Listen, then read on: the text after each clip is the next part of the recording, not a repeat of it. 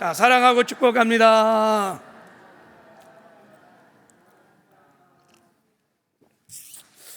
우리 영상으로도 우리 삼부 예배 드리는 제들도 주 안에서 사랑하고 축복합니다.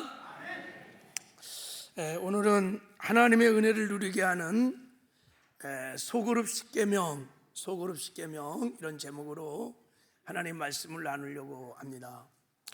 이제 다음 주부터 우리 저녁 7시 저녁 예배를 땡겨서 2시에 이제 우리 온 세대 어울린 예배를 드리려고 합니다. 할렐루야. 와 그러셔야 되는데 자, 온 세대 어울린 예배를 드리려고 합니다. 와 할렐루야. 하나님이 영광을 받으신 줄 믿습니다.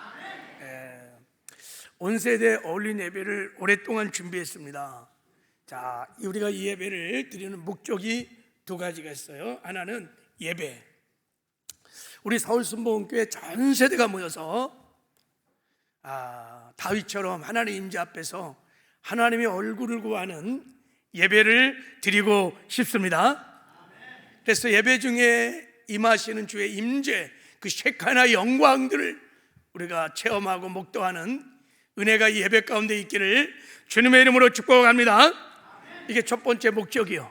전 세대가 그 영광을 우리가 경험하는 것입니다. 두 번째는 찬양 마치고 전 세대별로 소그룹을 이루어서 소그룹 모임을 하려고 합니다. 하나님이 두세 사람이 내 이름으로 모인 곳에 그 소그룹 가운데 함께 하신다고 약속하셨습니다. 그래서 소그룹 안에 계신 주님의 임재, 주님의 능력, 주님의 목적을 실제로 체험하기를 원합니다. 그래서 어울린 예배 두 번째 목적은 소그룹을 체험하는 거예요. 소그룹을 체험하는 것이 이게 두 번째 목적입니다. 이제 3월 첫 주부터 우리 교회는 공식적으로 두 가지 소그룹이 이제 있는 것입니다. 주중에는 세대 구별이 없이 다 같이 모이는 목장 소그룹이 있어요. 자, 그러니까 목장 소그룹은 또래별로 세대별로 모인 게 아니에요. 그냥 모였어요, 이렇게. 그래서 셋째 주 목장 교회 날을 제하고는 다 우리가 주중에 목장 소그룹 모임을 갖습니다. 자, 또 하나의 소그룹은 다음 주부터 시작하는 세대별 또래별 소그룹입니다. 그래서 여러분 올라오시다가 보셨는지 모르겠어요. 게시판에도 저 계단 위에도 다 붙였는데 서울순복음교회 모든 성도들을 영아 유치부터 장년회까지 다 소그룹으로 나눴어. 영아 유치부 소그룹, 유초동부 소그룹, 중고등부 소그룹, 청년회 소그룹, 그리고 신혼부부 소그룹, 2030 소그룹, 제2청년들 소그룹, 에스더부터 시작해서 저 다윗 남성계까지 다 세대별로 소그룹을 나눴어요.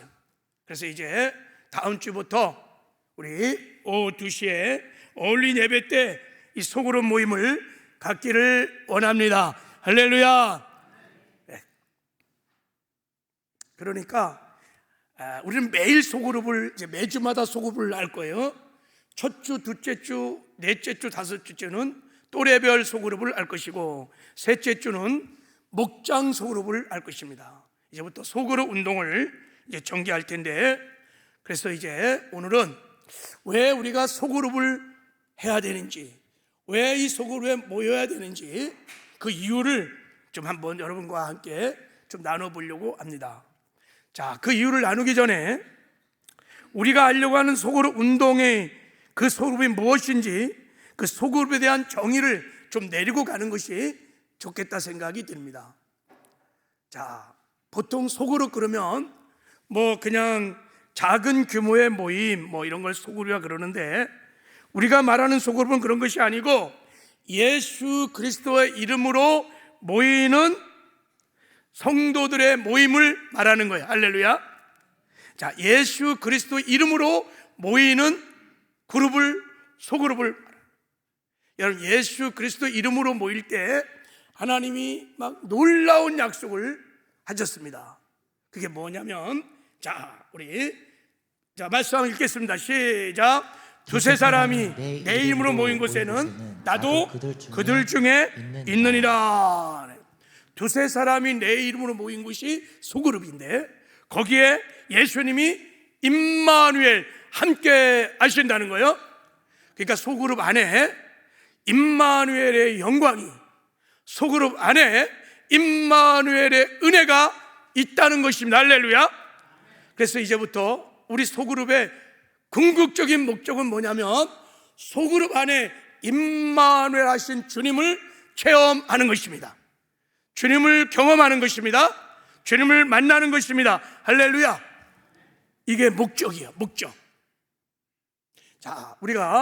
우리 소그룹 안에, 이렇게 소그룹 안에 예수 그리스도가 계신데, 소그룹 안에 계신 예수 그리스도를 우리가 체험하는 것을 세 가지 방향에서 이제부터 체험을 하게 될 것입니다.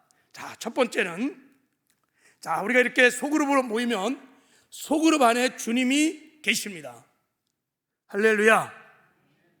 여러분, 주님 약속한 대로 소그룹 안에 주님이 계십니다.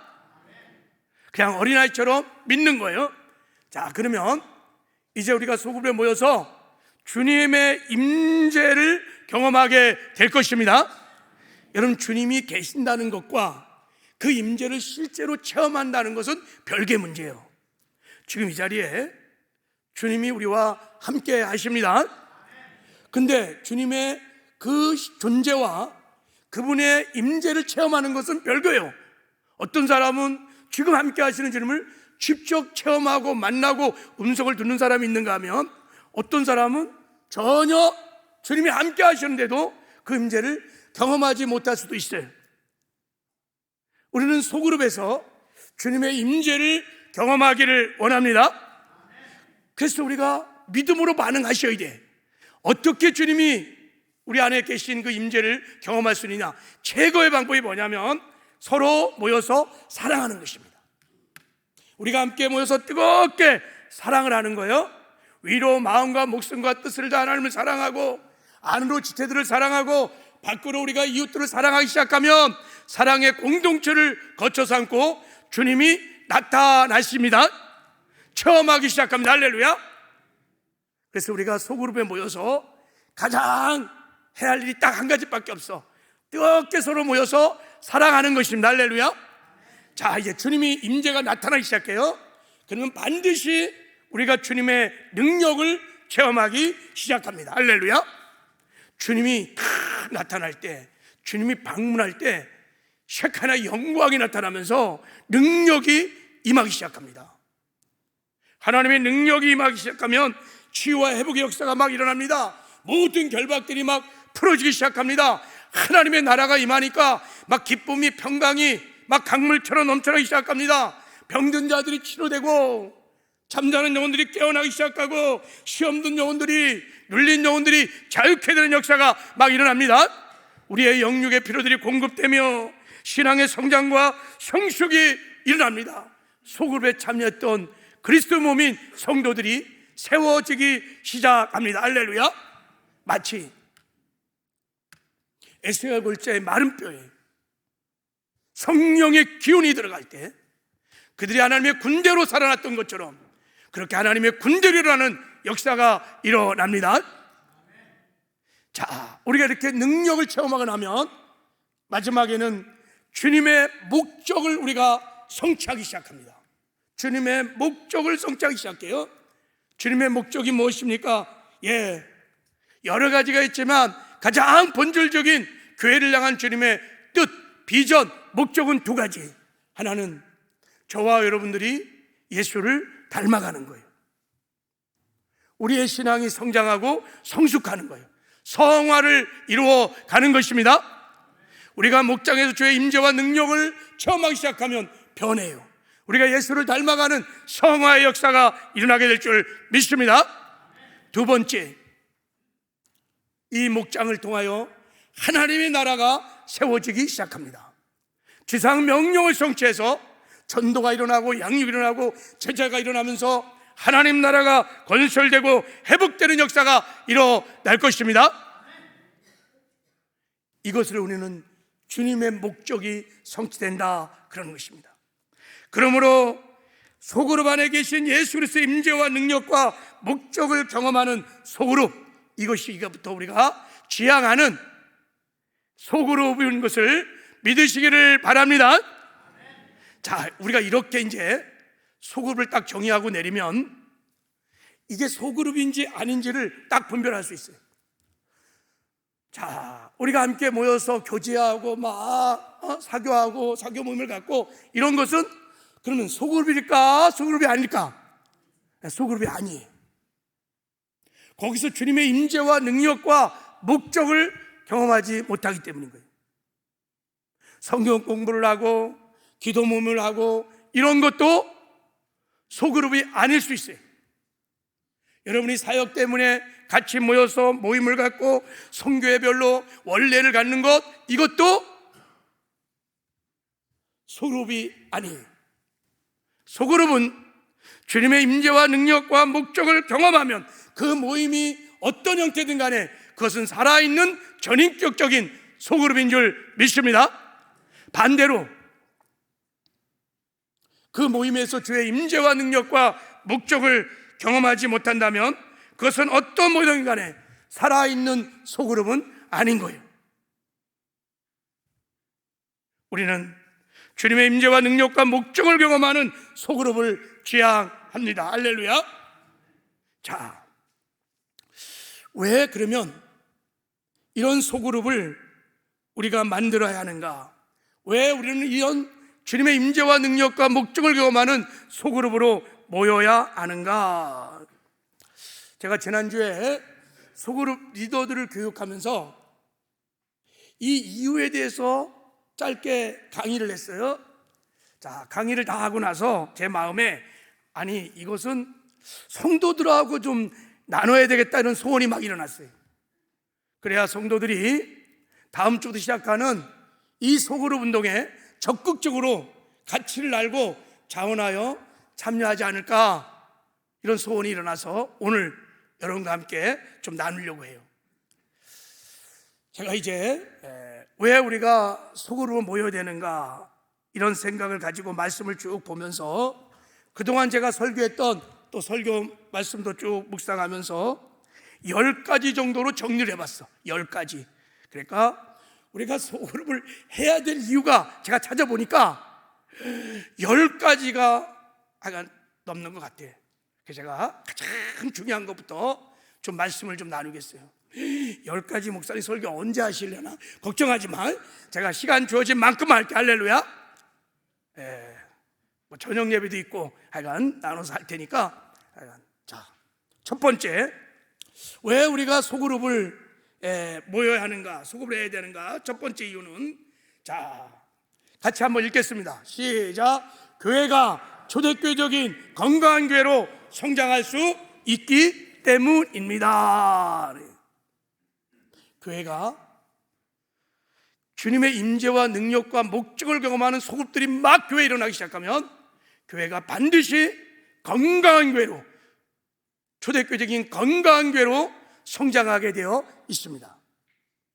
반대로 교회 안에 소그룹이 없으면 여러분 초대교회적인 건강한 교회로 교회가 성장할 수 없다는 것을 말하고 있는 거예요. 여기서 교회가 건강하다는 뜻은 막 교세가 늘어나고 성도가 막 늘어나고 교회가 막 건축을 하고 그런 게 아니에요. 교회가 주님을 닮아가는 것입니다. 교회가 머리 되신 주님의 뜻을 100% 이루어 드리는 것입니다. 할렐루야. 이걸 건강하다 그러는 거예요. 교회 안에 주님과 동행하는 제자들이 막 일어나는 거예요. 이거를 건강하다 하는 거예요. 이런 초대교회적인 건강한 교회는 주님의 임재와 능력을, 목적을 경험하는 소그룹들이 왕성하게 일어날 때 그 교회는 반드시 그렇게 성장하게 될 줄 믿습니다. 할렐루야. 결론적으로 말해서 이것 때문에 우리가 이제 다음 주부터 소그룹 모임을 하려고 하는 거예요. 마가다락방의 120문도가 성령을 받고 이 지상에 처음 지상교회가 생겼어요. 이 지상교회를 이렇게 보니까 이 교회가 특징이 있었어요. 자, 초대교회는 전 성도들이 함께 모여서 함께 예배드리는 대그룹 날개로 대그룹 모임이 있었고, 그러니까 템플 처치죠. 또 가정에서 성도들이 모여갖고 서로 교제하고 사랑하고 전도도 하고 막 양육도 하는 소그룹 날개, 소그룹 공동체로 이루어졌다는 것을 성경을 보면 금방 알 수 있습니다. 그러니까 초대교회는 이중 구조로 성장을, 대그룹과 이렇게 같이 전체가 모이는 대그룹 예배와, 그리고 다 속으로 모여갖고 거기서 막 기도하고 교제하고 막 사랑을 나누고, 이런 소그룹 모임으로 이루어져서 두 날개로 비상을 하는 거예요. 두 날개로. 한쪽 날개만 있으면 성장 안 하죠, 그죠? 뺑뺑뺑 돌아, 뺑뺑뺑 돌아. 근데 두 날개로 대그룹과 소그룹으로 막 비상을 했어요. 실제 성경에 교회라는 말을 찾아보면 거의 다 소그룹 공동체입니다. 자, 빌레몬 집을 교회라고 그랬어요. 빌레몬 교회. 마리아 집에도 교회가 있었어요. 루디아 집에도 교회가 있었어요. 빌립보 교회. 그리고 아굴라 브리스도의 집에도 교회가 있었어요. 로마 교회. 라우디가 지방의 룸바의 집에도 교회가 소그룹들이 있었어요. 골로새 교회. 고린도 교회도 큰 건물로 이런 교회가 아니에요. 소그룹들이 모여있던 교회였습니다. 그러니까 초대교회는 날마다 마음을 같이하여 성전에 모여서 하나님을 예배하는 이런 대그룹 날개와, 집에서 떡을 떼며 기쁨과 순전한 마음으로 음식을 먹고 서로 사랑의 구절을 나누는 소그룹 날개로 비상하는 교회였던 거예요. 이게 하나님이 디자인하신 교회의 구조입니다. 이렇게 교회가 두 날개로 막 비상하니까 사도행전 2장 47절에 보면 온 백성의 칭송을 받으니 주께서 구원받는 사람을 날마다 더 하시느니라 하면서 막 부흥이 막 일어나기 시작했어요. 제가 사도행전을 쭉 이렇게 연구하면서 강의할 때 보니까 마가 다락방에 모였던 120명이 얼마나 성장하냐면 10만까지 성장합니다. 다 숫자를 연구해 보면 알 수 있어요. 근데 120명이 10만까지 성장하는데 얼마나 걸렸을까요? 2년 정도 걸렸어요. 그러니까 폭발적인 부흥이 일어났던 거예요. 초대교회. 어떻게 이런 부흥이 일어났을까? 그것은 초대교회가 하나님이 디자인하시는 방법대로 그렇게 대그룹과 소그룹을 이루면서 여러분 세워졌기 때문인 것입니다. 성도들이 막 소그룹에 모여갖고 거기서 예배하고 서로 가르치고 막 사랑의 아름다운 코인안을 막 누리고 기도하고 전도하고 양육하고 막 소그룹을 막 활동을 하니까 소그룹에서 주님의 임재를 경험하기 시작하는 거예요. 소그룹에서 하나님의 능력을 막 힘입기 시작하고 그 소그룹을 통해서 주님의 뜻들이, 주님의 비전들이, 목적들이 막 성취되기 시작하면서 폭발적인 부흥이 일어나게 된 줄 믿습니다. 그래서 일어난 거예요. 성령의 강력한 임재, 성령의 그 능력들이 막 소그룹에 막 부어진 거예요. 그들이 막 그러니까 열정적으로 복음을 전하고 전도하고 양육하고 세워가고 소그룹들이 막 번식되면서 아마 수만 개의 소그룹들이 예루살렘에 쫙 깔렸을 거예요. 그렇게 성장을 했다고요. 그러면 여러분, 왜 교회는 주님의 임재와 능력과 목적을 경험하는 소그룹을 중심으로 세워가야 부흥이 될까요? 그것은 여러분, 교회가 무엇인지 알면 금방 알 수 있습니다. 아, 그렇구나. 교회가 무엇입니까, 여러분? 자, 우리 한번 읽겠습니다. 자, 우리 말씀 한번 소리내서 한번 같이 읽어볼게요. 자, 시작. 또 만물을 그 발 아래 복종케 하시고 그의 만물 위에 교회 머리로 삼으셨느니라. 교회는 그의 몸이니 만물 안에서 만물을 충만케 하신 이의 충만함이니라. 교회가 뭐예요? 살아계신 주님의 몸이에요. 몸. 이걸 여러분 유기적 생명 공동체다 그러는 거예요. 교회는 주님의 살아계신 몸이, 이런 예배당이 교회가 아니에요. 건물이 교회가 아니에요. 어떤 조직이, 프로그램이 교회가 아니에요. 살아계신, 실제로 살아계신 주님의 몸입니다. 생명체. 그래서 주님의 교회가 주님의 몸이기 때문에 하나님이 정하신 아주 자연스러운 성장의 원리가 있습니다. 생명체이기 때문에. 생명체는 여러분, 하나님이 정하신 이 성장의 원리들이 다 있습니다. 그 원리들만 풀어주면 생명체는 다 성장하게 되어 있습니다. 자연스럽게 성장하게 되어 있습니다. 자, 한번 그 원리들을 한번 보려고 그러는데, 자, 여러분, 사람의 몸은 다 세포로 이루어졌습니다. 모든 생명체는 세포를 가지고 있습니다. 이 세포를 영어로 셀이라 이렇게 말해. 셀, 그죠? 사람은 제가 자료를 보니까 60조 개의 셀을 갖고 있대요. 와, 우리는 세포 덩어리야. 우린 다 세포로 이루어졌어. 자, 세포는 모든 생명체의 기본 단위입니다. 그러니까 세포가 건강하면 몸도 건강하고, 세포가 건강치 않으면 몸이 병든 거예요. 세포 분열을 통해서 몸이 건강을 유지하고 성장하는 것입니다. 그러면 자, 교회는 주님의 몸이니까 우리 몸도 작은 세포로 이루어지지, 주님의 몸인 교회도 여러분 세포가 있을까 없을까요? 있지요. 당연히 있죠. 주님의 교회도 몸이니까 당연히 세포가 있을 거예요. 그 세포가 뭐냐? 소그룹입니다.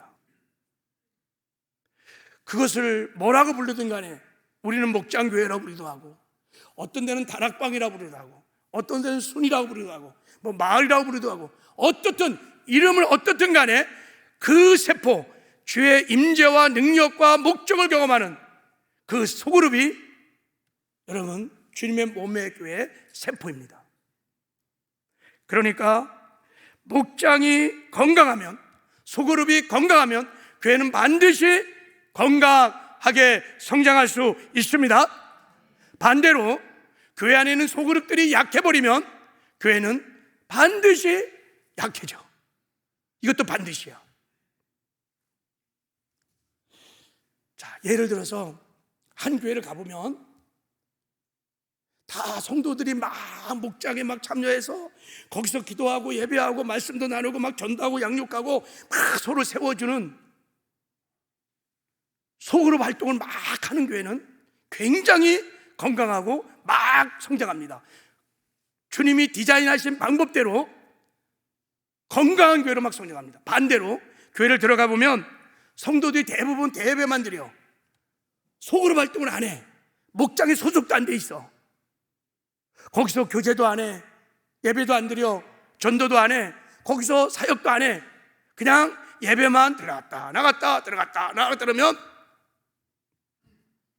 그 교회는 건강한 교회라고 말할 수 없어요. 건강한 성도라고 얘기할 수 없어요. 건강하게 성장하지 않아요.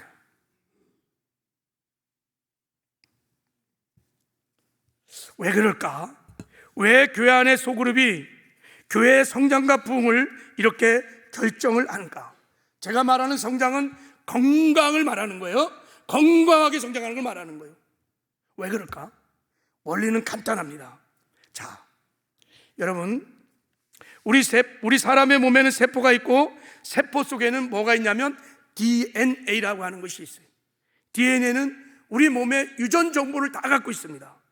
그러니까 DNA가 우리 얼굴, 여러분의 피부, 머리 색깔, 제가 반곱슬이거든요. 이 DNA 때문에 그래요. 제가 키가 이것밖에 안 돼요. 예, DNA 때문에 그래요. DNA가 제 몸을 결정한 거예요. 이 DNA 우리 아버지로부터 내가 전수받아서, 내 DNA가 우리 자녀들에게 가갔고요. 우리 딸은요, 손톱이 나하고 똑같아. 걔 못생겼어. 여자는 그렇게 생기면 안 되는데, 발톱도 어쩌면 똑같은지 몰라. DNA가 전생. 여러분, 이제 우리 몸에서 가장 중요한 것이 세포고, 세포 중에 DNA가 중요한 거예요. 그러면 교회는 예수 그리스도 몸이니까 주님의 몸인 교회는 세포인 소그룹이 중요하고, 그리고 소그룹 안에는 영적인 DNA가 있을까 없을까요? 있지요. 있습니다. 교회의 성장을, 형태를 결정하는 DNA가 있습니다. 교회가 건강하게 성장할 수 있는 DNA가 있습니다. 그 DNA가 뭘까요? 주님이 이렇게 말씀하셨습니다. 두세 사람이 내 이름으로 문 곳에 나도 그들 중에 있느니라. 할렐루야. 이 비밀은 너희 안에 계신 그리스도시니 곧 영광의 소망이니라. 할렐루야. 예수 그리스도가 우리 소그룹 안에 있는 DNA입니다. 더 정확히 말하면 예수 그리스도의 임재가 DNA인 거죠. 그러니까 교회가 소그룹을 이루어서 예수 그리스도의 임재와 능력을 막 체험하고 경험하면 경험할수록 교회는 건강하게 성장하기 시작하는 거예요. 성도들이 얼마나 소그룹을 모여서 주님의 임재와 능력을 경험하냐에 따라서 교회는 더욱 튼튼하게 건강하게 성장할 수 있습니다. 왜요? 여러분, 우리의 신앙의 변화, 성장, 교회의 성장과 부흥은 사람의 힘으로 되는 게 아니에요. 예수 그리스도의 임재와 능력으로 되는 줄 믿습니다. 그러니까 반드시 우리는 주님의 임재와 능력을 경험하셔야 돼요. 그것을 가장 잘 경험할 수 있는 것이 어디냐? 소그룹인 거예요. 세포.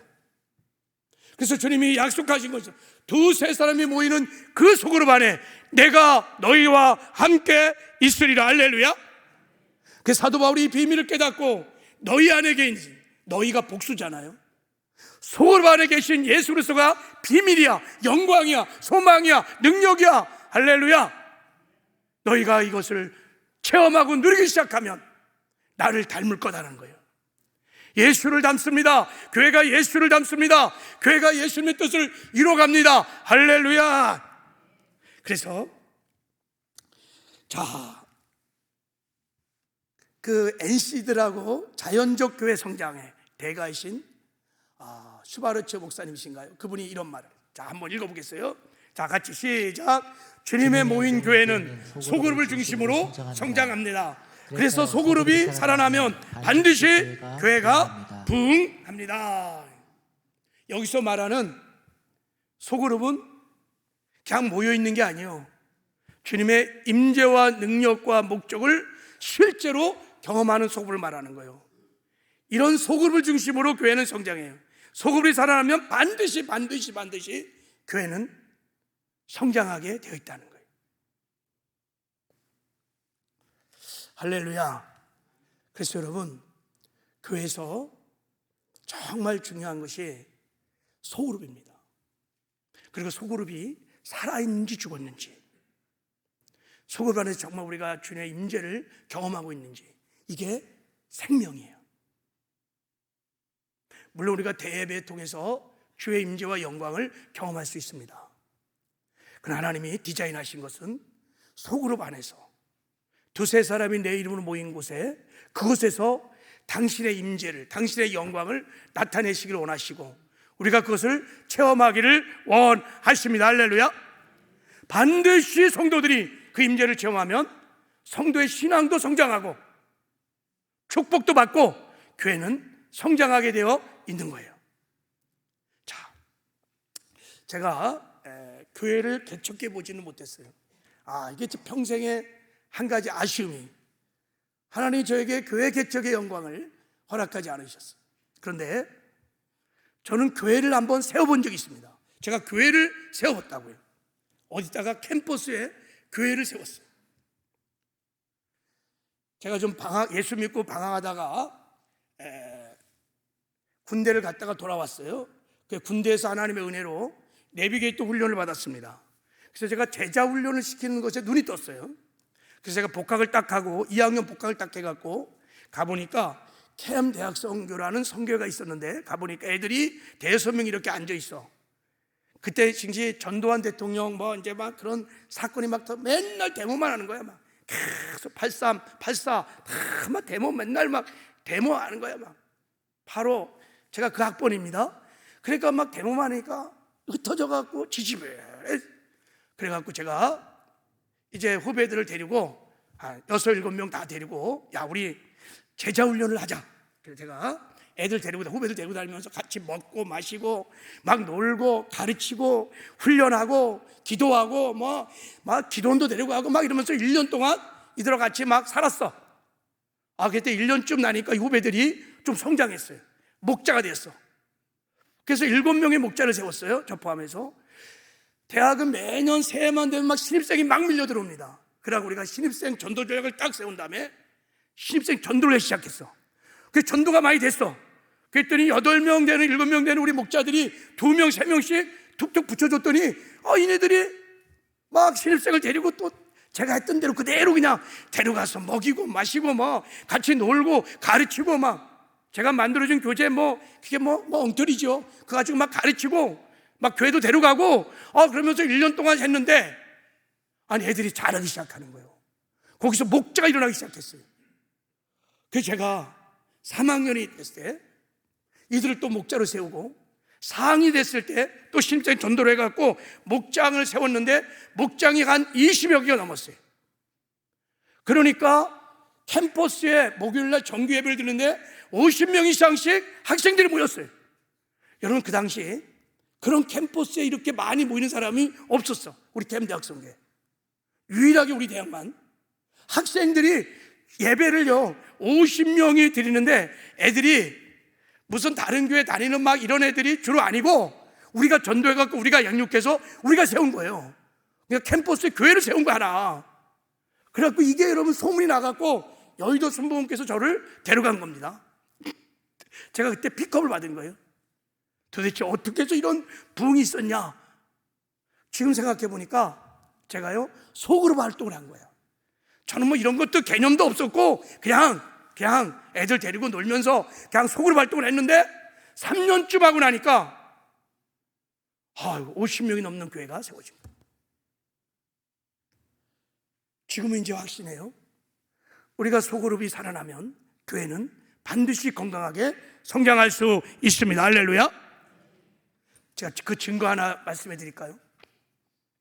여러분, 중국의 성도들이 다 예측이 좀 다르지만 적어도 한 1억 정도 굉장히 중국 성도들이 많습니다.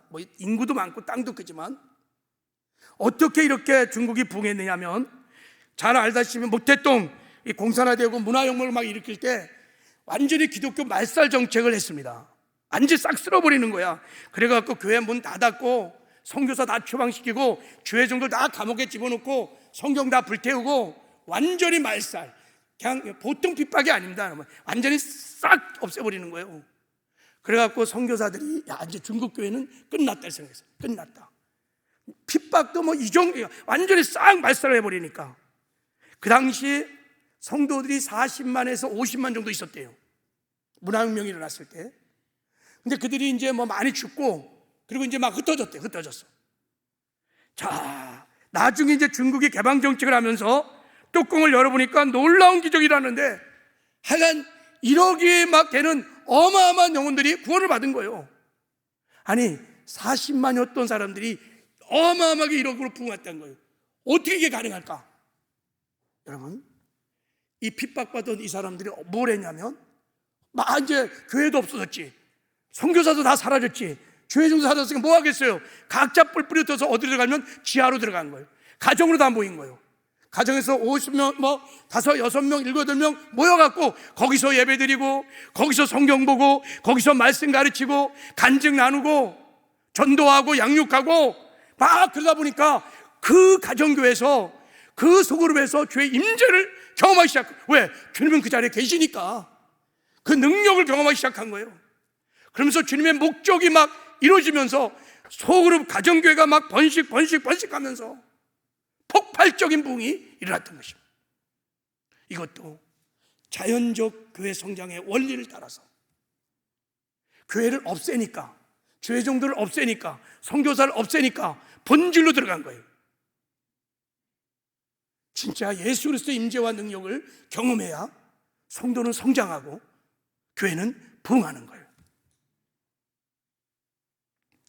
여러분, 여의도 순복음교회가 60만이라는 어마어마한 세계적인 큰 교회로 부흥했죠. 제가 우리 교회 오기까지는 여의도 순복음교회를 다녔습니다. 여러분, 여의도 순복음 겉만 보면 안 돼요. 여의도 순복음 안에 그 부흥의 비결이 뭐냐면 만 몇 개나 되는 막 그 소그룹들이 그 구역이라고 하는 빨간 가방의 주인공들, 그 소그룹의 지역장들 막 살아 있습니다. 그 안에 들어가면요, 막 기도응답을 막 잘 받고 임재와 능력이 막 나타나고 귀신 쫓아내고 병 고치고 대단합니다. 그 목장들이 막 그들이 한번 모여서 일주일에 한 달에 한 번씩 기도 나와서 제가 가서 간증한 적이 있는데 얼마나 뜨거운지 모릅니다. 그 그룹들이 막 소그룹들이 그게 막 살아서 움직이면서 60만이라고 하는 큰 교회를 세운 줄 믿습니다. 할렐루야. 지금도 건강한 교회 가보면요, 다 주의 임재와 능력과 목적을 경험하는 소그룹들이 다 살아있는 공동체입니다. 하나님은 우리가 초대교회인 건강한 교회로 성장하기를 원하십니다. 할렐루야. 여러분, 우리 교회가 그렇게 건강한 교회로 성장하기를 원하시죠? 정말 여러분이 그렇게 소망한다면 소그룹 안으로 들어오셔야 합니다. 그래서 소그룹 안에서 활동을 하셔야 합니다. 거기서 함께 예배하고, 거기서 말씀을 함께 나누고, 거기서 서로 사랑의 교제를 나누고, 죄도 고백하고 아픔도 고백하고 뜨겁게 사랑하면서 거기서 전도도 하고 양육도 하고 소그룹을 하기 시작하면, 그런 소그룹이 하나 둘씩 살아나기 시작하면 우리 교회는 여러분들 때문에 반드시 부흥하게 될 줄 믿습니다. 반대로 소그룹 활동을 하지 않아 여전히 교회에서 그냥 대회만 드리고 교회가 어떻게 돌아가든지 나는 상관이 없어. 우리 교회 지금 7, 80%는 다 그래요. 우리 교회를 실제로 움직이는 분은 거의 20% 가깝게 안 돼요. 우리 목장에 소속된 사람들이 제가 프로티지를 보면 우린 굉장히 상대적으로 약해요. 그렇게 되면 여러분, 개인의 신앙도 성장하지 않아요. 보세요. 여러분, 소그룹 활동을 하지 않는 사람들은 보세요. 신앙이 성장하지 않아요. 균형적인 성장이 일어나지 않아요. 대배만 들어갔고 여러분 제자가 될 수 없어요. 변화가 안 일어나요. 한계가 있어요. 그런데다가 주님의 모인 교회도 성장하지 않아요. 건강하게 성장하지 않아요. 정말 교회를 사랑하고 우리 교회가 초대교회인 건강한 교회로 성장하기를 정말 바라고 소망한다면 여러분 결단해 주시기를 바랍니다. 지금의 신앙생활 그대로 하면 여러분도 이제 주님의 임재와 능력과 목적을 경험하지 못할 신앙이 그냥 머물 거예요. 이 모습대로 예수님 만나게 될 겁니다. 우리 교회도 그냥 이 정도로 멈출 거예요. 그러나 여러분이 결단하고 헌신하고 다시 살아있는 소그룹을 만들어가기 시작하면 여러분 분명히 변할 것입니다. 성장하게 될 것입니다. 예수를 닮아가게 될 것입니다. 우리를 통해서 이 땅의 마지막 때 하나님의 나라가 지역과 민족과 열방에게 건설되는 놀라운 역사가 일어나게 될 줄 믿습니다. 이 사명 잘 감당하다가 여러분 주님 만나시길 바랍니다. 착하고 충성과 잘하였도다 칭찬과 상급과 면류관을 주실 것입니다. 할렐루야.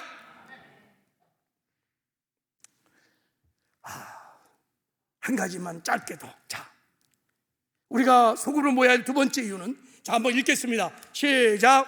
하나님을 경험하고 이 세상에 하나님을 나타내고 드러내기 위함입니다.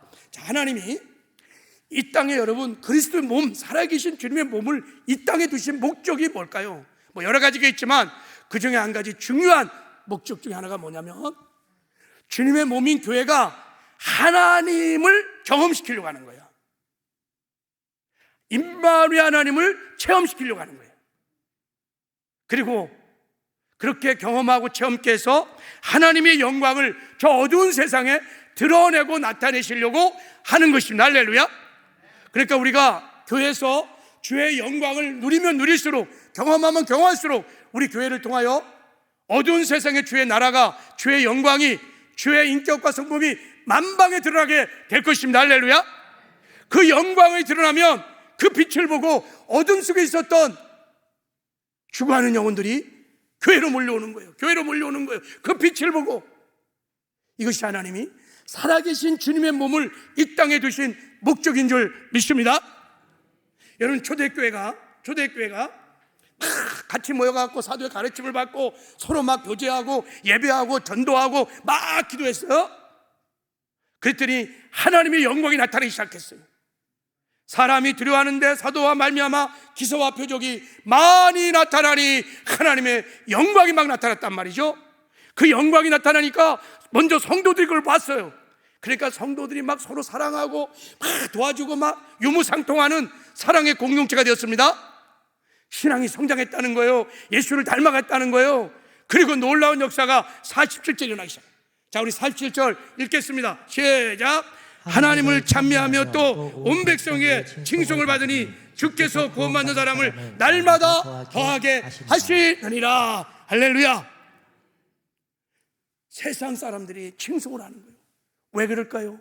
우리 못 보고 그러고? 아니요, 우리를 통해서 드러나는 하나님의 인격, 하나님의 성품, 하나님의 나라, 그 영광을 보면서 칭송을 하는 거예요. 그러니까 날마다 구원받은 택한 백성을 더하는 거예요. 원문을 보면 이게 수동태입니다. 하나님이 저 교회에 붙이면 영혼이 다 살아난다. 왜? 하나님이 영광이 그 안에 있으니까 막 붙이는 거예요. 그러니까 교회가 폭발적으로 부흥하게 된 줄 믿습니다. 할렐루야. 그러면 지금 이 시대에는 어떻게, 여러분, 우리가 하나님의 본질, 하나님의 능력, 하나님을 어떻게 체험할 수 있을까요? 그리고 어떻게 우리는 하나님을 직장에서, 가정에서, 우리 일상의 삶의 자리에서 드러내고 나타낼 수 있을까요? 자, 하나님은요, 언제 임하시고 당신을 나타내시냐면요, 자, 요한일서 4장 12절에 보면 어느 때나 하나님을 사랑을 본 사람이 없을 때 만일 우리가 서로 사랑하면 하나님이 우리 안에 거하시고, 할렐루야, 우리가 함께 모여서 뜨겁게 사랑하며 사랑의 공동체를 딱 만들면 하나님은 사랑의 공동체를 거쳐 삼고 당신의 영광을 나타내 주십니다. 그래서 사랑의 공동체가 하나님을 만나는 길이에요.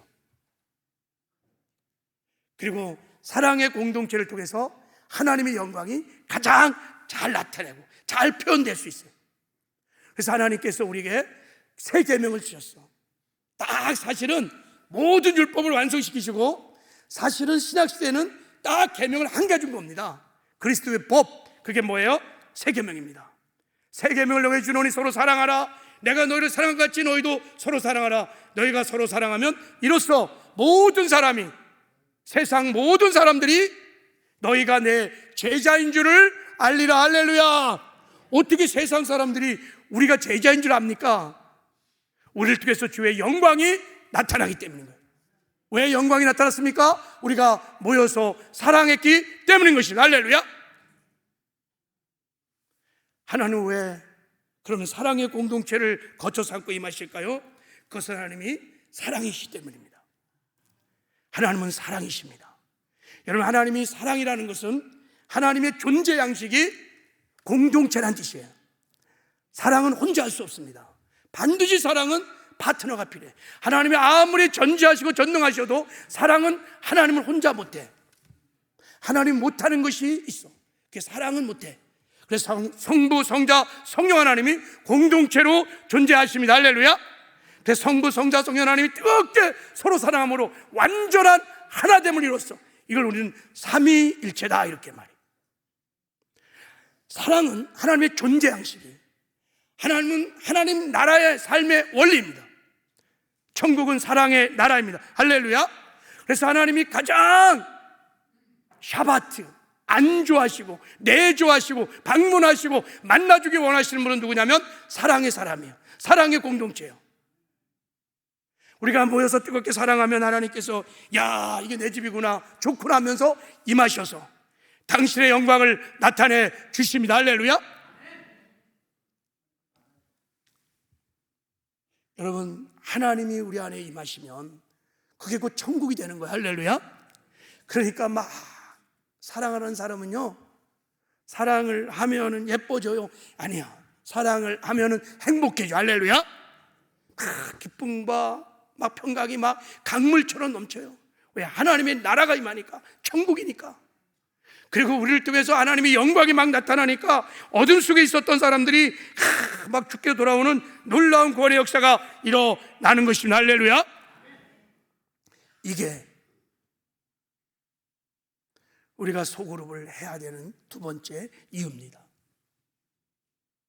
하나님의 본질을 체험하고 이 세상에 하나님의 영광을 드러내기 위해서 하나님 이 땅에 교회를 세우시고 교회를 여러분 두 날개로 대그룹과 사랑의 공동체인 소그룹으로 그렇게 디자인하시고 그렇게 만드셨습니다. 이제 우리가 하나님의 명령에 순종하여 함께 모여 뜨겁게 사랑을 하는 것입니다. 할렐루야. 위로 하나님을 사랑하고 안으로 지체를 사랑하고 밖으로 우리가 이웃들을 사랑하기 시작하면 하나님이 사랑의 공동체를 거쳐 삼고 임하셔서 당신의 영광을 나타내 주실 것입니다. 그리고 축복하실 것입니다. 우리 이런 놀라운 애들을 우리 좀 사모하면서 이번에 결단하고 다 하여간 목장 소그룹이든 세대별 또래 소그룹이든 다 모여서 할렐루야 다 모이시길 바랍니다. 오늘 본문에 말했어요. 모이기를 패하는 어떤 사랑의 식과 같지 말라는 거예요. 모이라는 거예요. 다 모여야 된대요. 에클레시아, 교회의 본질은 모이는 것입니다. 모여서 뭐 할까요? 이렇게 말했어요. 너희들은 모여서 사랑과 선행을 격려하라 하는 거예요. 모여서 사랑하라는 것입니다. 그리고 더 사랑할 수 있도록 인커리지먼트, 격려하라는 것입니다. 우리가 함께 모여서 뜨겁게 사랑하는, 그래서 하나님이 임하시는 사랑의 공동체가 다 되기를 주님의 이름으로 축복합니다. 할렐루야.